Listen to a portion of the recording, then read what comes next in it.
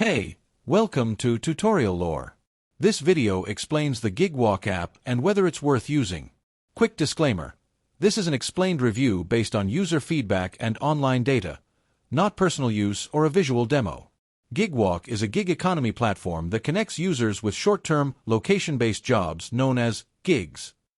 These gigs can range from checking retail displays to verifying store layouts or taking photos of specific products.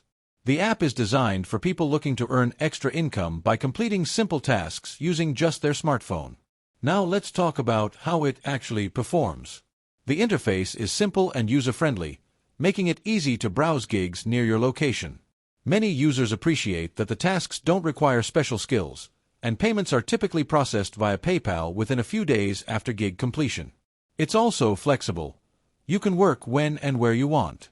That said, the experience varies by location. In smaller towns or rural areas, available gigs can be limited. Some users also mention that gig instructions can be unclear at times, leading to rejections or resubmissions. Payouts, while decent for small tasks, may not be consistent enough to rely on as a primary income source. If you've been enjoying this video so far, don't forget to drop a like. It helps a lot.